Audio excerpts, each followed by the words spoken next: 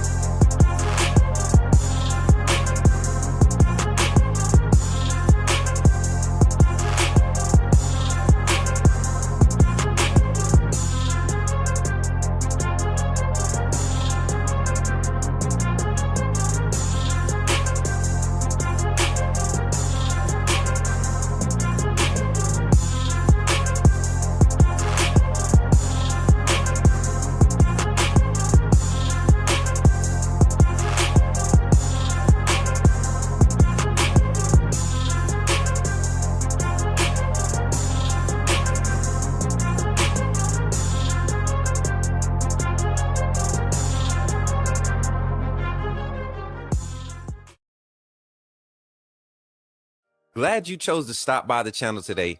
Just wanted to give you an opportunity to really become a part of this community here at the Coach Smook Network. We like to call ourselves the AAA family. The AAA stands for authenticity above all. We just want to give you an opportunity to become a part of this community because we're growing and we're doing something special here as a fan base, not just for Alabama, but the fan community as a whole.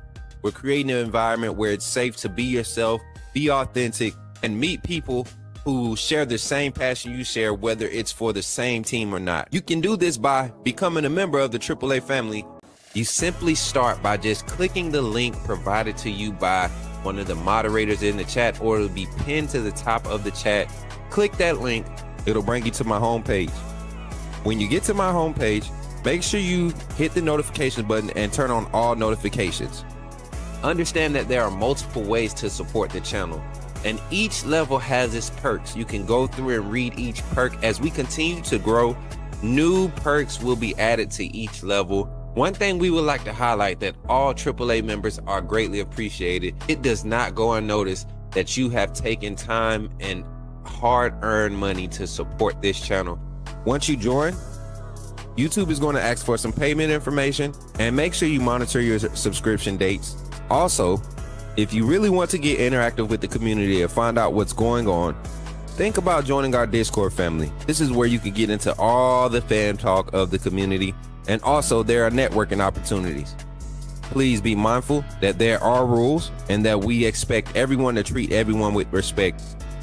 Also, if you're looking to partner with Coach Smook Network or sponsor, please hit us up at coachsmooknetwork@gmail.com, and our staff will get back to you in a timely manner. I'm your boy, Coach Smook of the Coach Smook Network, and I thank you for supporting this channel.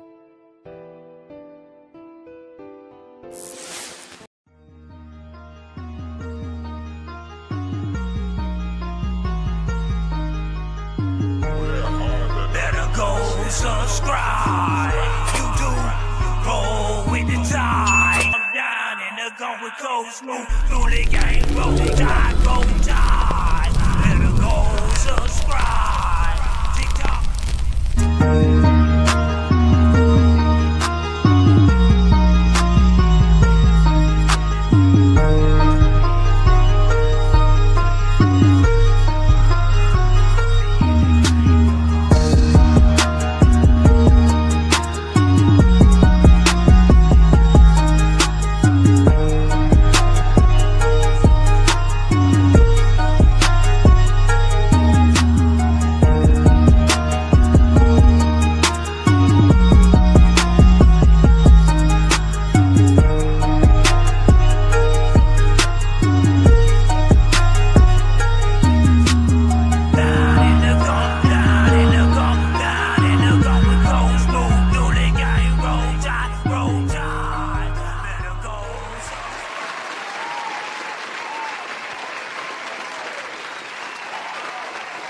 Let's go, Bama Nation. Let's go.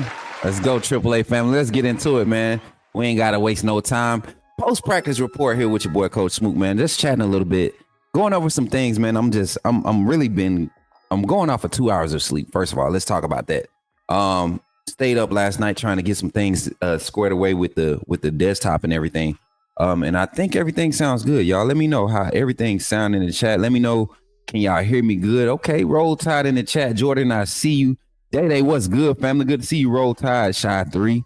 What's good, Jordan? What's good? I see y'all. Dino, what's good? Sully, what's good? I see y'all in the chat, man. So I'm working both PCs right now. I'm about to try something. I'm going to do a screen share real quick. I want to pull up the headshots for the roster. Let's see if we can do it correctly. I think we're good. Yeah. I think we good, chat. Let me see. Okay. You know what I'm saying? I think we good. I think we good right there, chat. What y'all think? Let's get that out the way. I think that's good right there. Now let's check this out. This keeps us official. And this is practice for what we're going to be doing over on the Keelan changing the tone. Hey, listen, man. I'm telling y'all, I got something to tell y'all about today's practice. And I'm gonna get into the conversation. I'm not gonna let y'all get me off schedule. We got 30 minutes. We're gonna talk about today's practice. All right, so you all know I've been very high on one wide receiver in particular since Alabama has got his commitment, and that's been Rico Scott. There's no secret. I'm a very, very huge fan of the young man's skill set when it comes to being a complete wide receiver. And then let me scroll over the right graphic here. Rico Scott, we're talking about redshirt freshman, sophomore in the classroom. Rico Scott, man. The type of reports that I'm getting to coincide with things that I knew that would happen as far as his development under Coach Shep. I can't wait to see him be the beneficiary of not being the guy that's targeted. So if you all remember, when the class came in with Henry Ruggs, Devontae Smith, Jerry Jeudy, they followed up with Jalen Waddle. In front of them, Calvin Ridley was kind of like the number one guy. Right now at Alabama, I think you have a situation where you have a solid group of 5 or 6 receivers that could really start and be the number one guy at any school across the country right now. But Alabama right now, you have Ryan Williams. We're going to give him his due. He's a great talent. Going to demand a lot of attention just based off of what he was able to do his production his last year. And it wasn't luck. This man was beating double coverages. He was making a lot of veteran type plays early on in the season. And then as the season went on and the offense became a little bit more limited, you saw defenses start to affect his production, but he still remained a threat. So look for him to be a solid threat again this year. And y'all, I'm gonna push through this because I'm not gonna let this little tired bug try to get me today. So, but we're talking Rico Scott, man. Let me get to this. I think I want this one right here. Let me edit this one. Hold on. Let's do this one. So, but we're talking about the wide receiver room. Rico Scott, he's been getting a lot of buzz as of late. I told you all last year, if push came to shove, I think if we had better quarterback production, we would have saw a lot more from Rico Scott. We would have saw a lot more from Caleb Odom. We would have saw a lot more from Kobe Prentice. Like guys that I believe still have potential to excel in this offense because of their skill sets, being possession receivers that can stretch the offense vertically. I think if we have better quarterback production, guys like Rico Scott would be a name that people really are worried about this year because now he's becoming like the fourth option in this wide receiver room. And that's not a bad thing when you're talking about Ryan Williams, Isaiah Horton, and Jeremy Bernard demanding the amount of attention that they're going to demand. Rico Scott being the beneficiary of that. I'm telling you, Henry Ruggs like production. I truly believe, and everybody, if you all remember, Henry Ruggs, I think his first 7 catches as a sophomore, first 7 catches as a sophomore were touchdowns. So I think, was it 6 or 7? He was like 7 receptions, 7 touchdowns into the season that Tool and then was all the backups. It kept, I want to say that was 2016 or 2017, I believe. So you look at it, man, I'm excited for him. I'm excited for him. Today was one of those days where a particular play he made was like the highlight of the sevens, you know. And I'm telling you, when they drop the clips, we're going to do our reactions. We're going to do our raw reactions to footage from today's practice supplied by the university. But based off what the reports were saying, man, the offense is starting to click, and you're starting to see Ty Simpson has taken the leadership role, and he's got this offense flowing. But right behind him, there's no drop off. Keelan Russell is really showing his tail, y'all. This young man is really showing his tail. And when we have that type of situation, I don't look at it as a problem. Ty Simpson is deserving of being the starting quarterback at the University of Alabama. He has done everything he needs to do. Having Keelan Russell lying in wait, man, this is another opportunity for us to see coaching at its best. I don't think a guy like Russell needs 150 snaps this season for us to know that he's ready. Keep him fresh. Keep him thinking. Keep him grinding, pushing towards the next goal, the next step. I'm telling y'all, man, this is going to be crazy. So, talking about Rico Scott, another name that's been blowing up on my phone. Let me go down. Got to go down to the offensive line, chat. Got to go down to the offensive line. Let me go up here. As a matter of fact, let's go fat screen here. Let's go fat screen here, and then I'm gonna scroll here. So, offensive line, the first group O line stayed consistent today, based off of some of the reports that I was getting. Left tackle Caden Proctor, left guard Gino Vandermark, not Cam Dewberry. I know people have assumed that Cam Dewberry is going to be the foregoing side. I think at some point in the season, he will be lined up out there with the first group, especially when the offense gets rolling. We trying to establish the run game. I think he provides more of a solid run blocking impact than he does in the pass game. And I think because of that, some of the things that we're trying to see with this RPO style of offense that you're going to see, we dial up really quick. Ryan Grubb likes to get the ball out to the perimeter real quick to add as an extension to the run game. So looking at Vandermark at left guard, center Parker Brailsford, right guard Jaden Roberts, and right tackle Wilkin Formby has been showing his tail, y'all. The development, I think the confidence is there this year. Coming into this season, having a lot of continuity with the offensive coordinator, offensive line coach. Coach Cap has done a good job in transitioning even how he's teaching the technique that's involved in to run in the system.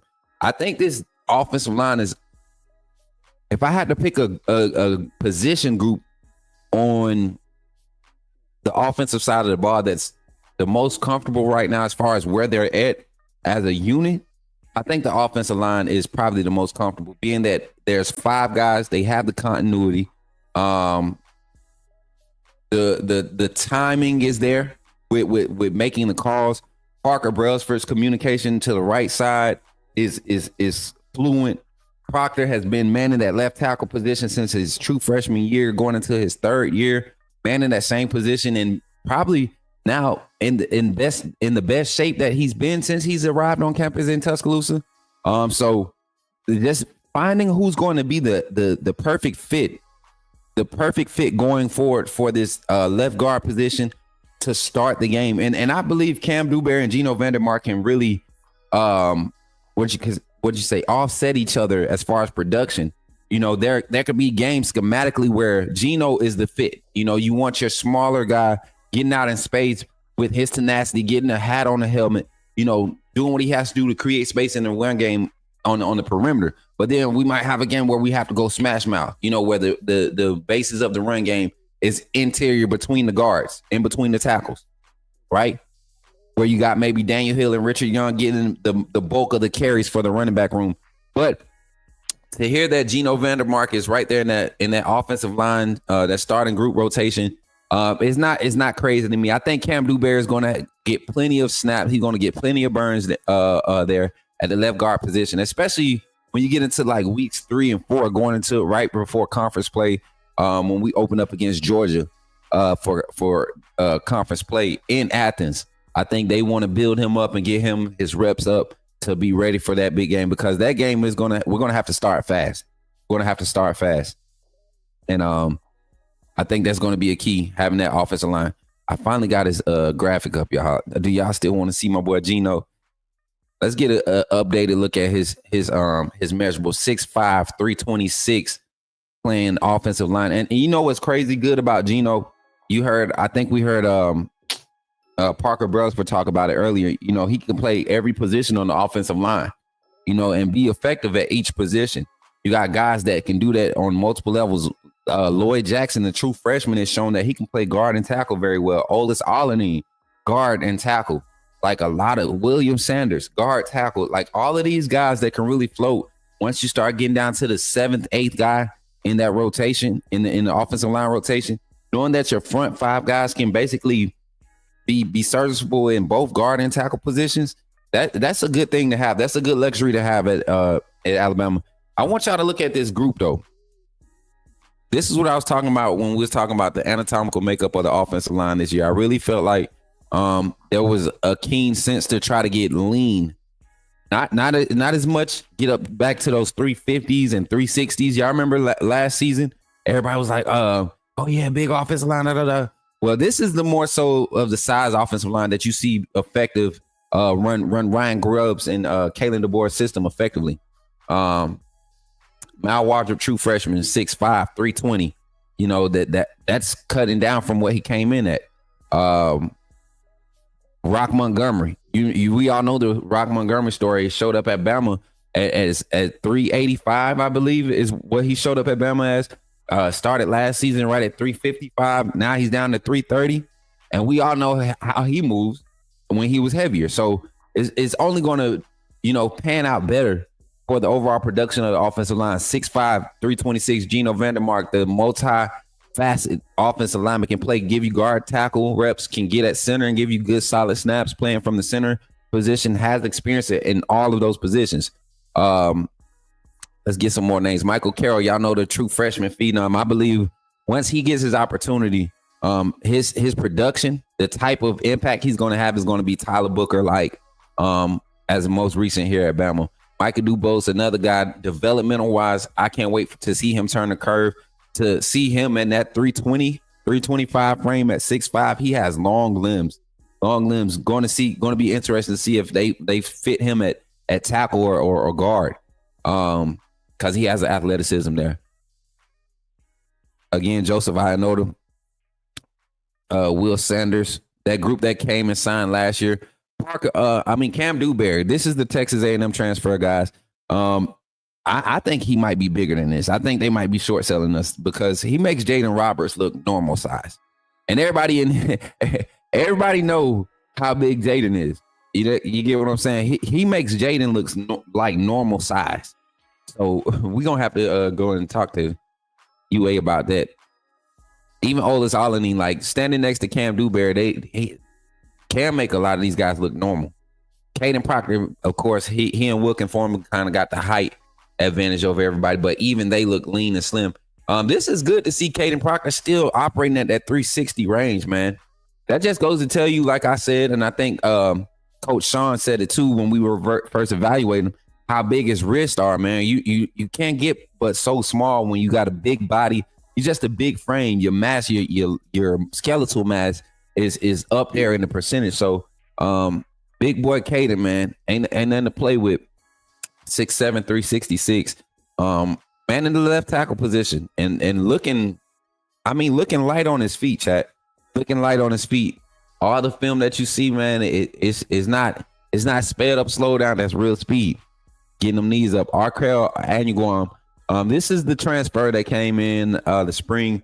I see a lot of developmental things happening with him. If he could turn a curve, man, you look at the size and the frame of him playing that guard position. This is somebody that can be serviceable further down the line. But I don't think we see much of him getting in the rotation this year. And of course, Big Jaden, man, 6'5", 327, back at his operational weight. Jackson Lloyd, the next great left tackle, I believe, at the University of Alabama. And that's our offensive line group. So just kind of talking about the offensive line here post-practice. They had a great day, great showing. But one thing that I am seeing, man, is the work on the edges. I love to talk about defensive pass rushes, right? And I think at Alabama, I saw a clip of a position group and pairing out there. And what I like to do is in drills, I like to try to pay attention to who's showing up. What's up, Matt? Good to see you over there on TikTok, man. I like to pay attention to kind of to see what two personnel, especially like in when you're doing like shadow drills or going through coverages, you're going through drops. I like to see what guys line up together in those groups, right? And so today, Nakai Hill-Green and QB Reese lining up next to each other. I'm more so excited because we knew what we was getting with Green. We knew what we was getting with him coming from Colorado.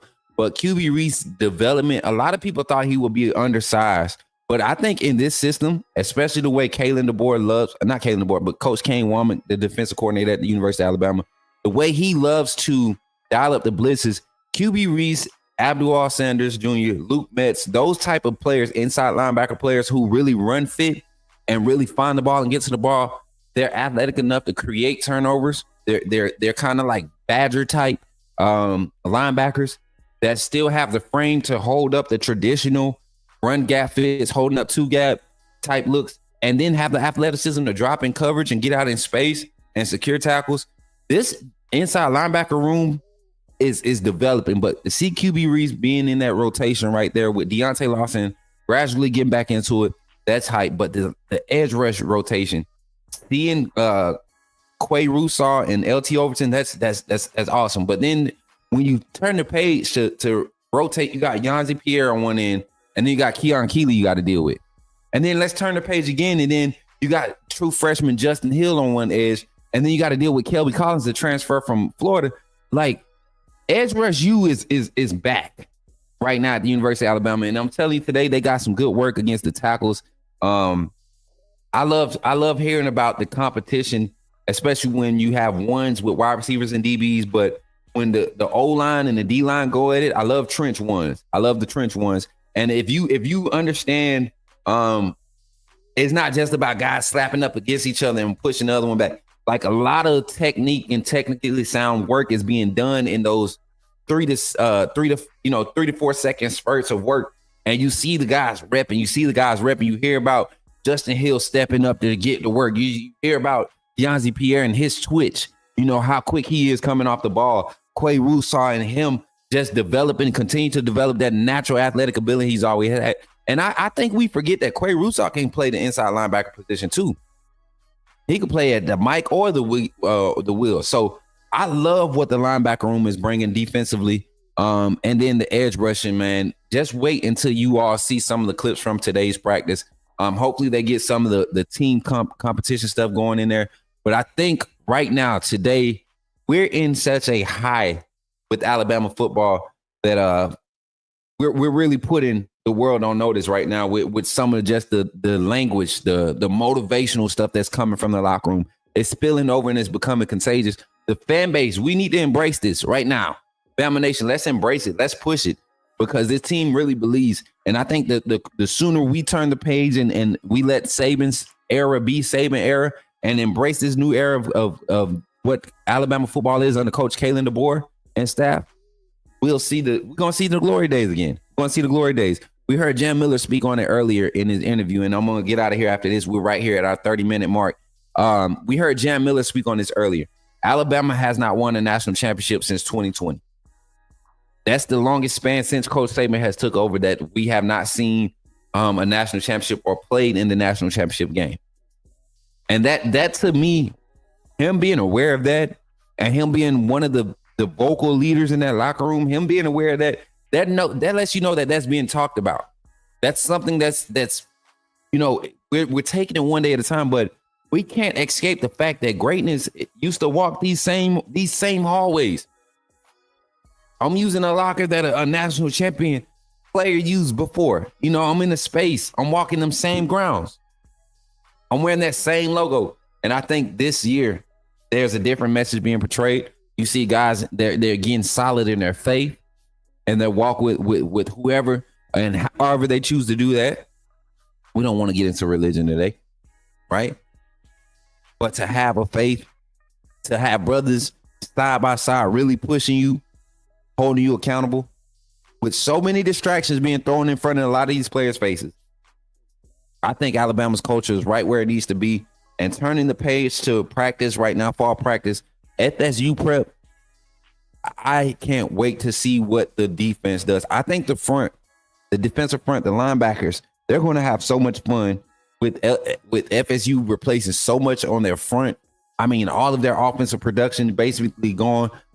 They have a lot of questions to answer. I think our defense is more set up to be successful going into week 1 right now than our offense. With the offense starting to make plays, man, I'm telling you, you're going to hear some reports from 7-on-7s and 1s between wide receivers and DBs, wide receivers making plays. Rico Scott in particular, his name being thrown out there. Jalen Hell having strong practices every day. Isaiah Horton is a freak of nature. Jeremy Bernard continuing to polish up what he's doing. Jalen Mbakwe continuing to make plays. Cole Adams healthy, always has been a threat. The wide receiver room is deep. Marshall Pritchett, don't forget, y'all, we have tight ends too. Be on the lookout for Marshall Pritchett. And then Braden Dalton, the transfer from Troy. Hey, I'm telling y'all right now, Danny Lewis, you better get your act together. Danny Lewis better get his act together because the tight end room is getting pretty crowded, and it's being crowded for a reason. Brian Grubb is going to utilize those tight ends, and he's not going to overwork one of them. Everybody's going to get opportunities, and he has 4 or 5 guys in that room right now. They're his prototypical, let's go and get this tight end for this offense. Alejandro Fargas says, dude, the QB situation gives you anxiety. Why? Ty Simpson is ready. Ty Simpson is ready. To have a true freshman pushing him the way that he's being pushed, I am glad to have this situation. Hey, what's good? Sis, good to see you over there on TikTok. Good to see you, girl. Antonio, I see you. Roll Tide over there. But y'all, we really have to embrace this. I'm telling you, this quarterback situation. And I was on the show with Alabama Voice of College Football. Coach Johnny Burks, he said that they will make an announcement. I don't think the staff is even caring about announcing a starting quarterback right now. If it comes out today, I'd be surprised. I think they're going to wait until after this week's scrimmage. They're going to be able to evaluate guys on the game plan, right? On a scripted gameplay call sheet, right? A play call sheet, right? And you get to see that first level evaluation based off of everything you collected since spring. You're dealing with the same 3 guys. There isn't a 4th guy in the racing. So I think after this week, we should have a concrete answer on who's the starter. And I think we could just continue to go consistent with what the staff has been saying. If we had to play tomorrow, Ty Simpson is the starter. But that doesn't take away from Keelan Russell being a ready QB number 2. Austin Mack being a ready QB 2B. Right? I'm telling y'all, get ready for the 2 quarterback system. But with that being said, y'all, appreciate y'all for tapping in. That's just a quick post-practice report. We got the film coming to us here soon in about an hour. So once that gets there, I think I'm going to go live and just react to it live with y'all with post-practice clips and everything. So y'all keep your notifications on. TikTok, keep your notifications on. I'll be live again. As soon as we get the email and everything, as soon as we get everything set up, we'll download it, get it prepped up for y'all so we could jump in here and y'all can react to it live here with your boy, Coach Smook, having some more of that Smook scoop, baby. Oh, and I forgot, man, don't forget, if you want to become a member on the YouTube channel, y'all come over to the YouTube channel, go ahead and hit that join button. Everything is fixed. If you do it from the computer, it's a lot easier. If you do it from your phone, make sure you subscribe first and then the join button to show there, and then you could join and become a member. We got 2 levels of memberships. We got the basic AAA membership, and then we got the VIP. You go in there, see which one is best fits for you, and you just support the channel, man. Continue to support the growth. We will be providing some on-site coverage coming August 19th. August 19th, we will be on campus. And then from that week on, we will be doing our on-campus with Coach Smook, where we'll be scaling the student body at the University of Alabama, asking for your score predictions for that upcoming game for that weekend, and getting you to get involved with the community, getting the good vibes out about supporting our Crimson Tide. So with that being said, I'm your boy, Coach Smook. And remember, when you see me in the streets, holler at me and say, put me in the game, Coach Smook. To all my Bama family, give me your roll tide. I'll catch y'all on the next one, baby.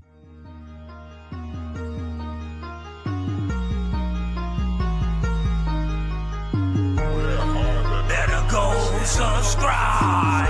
You do roll with the tide. I'm down in the gun with Coach Smook. Through the game, roll tide, roll tide. Better go subscribe.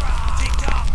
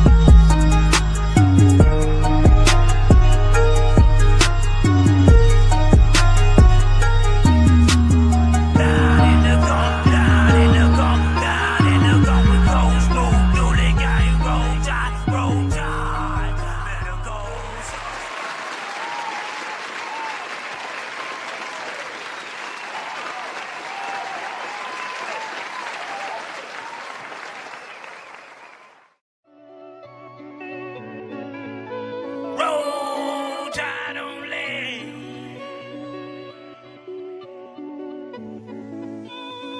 Leandre Goto to juice. All my way.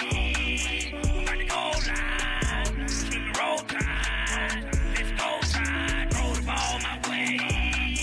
By the goal line. Screaming roll tide. Let's go tide. Roll the ball my way. By the goal line. Screaming roll tide. Let's go tide. Roll the ball my way. By the goal line. Screaming roll tide.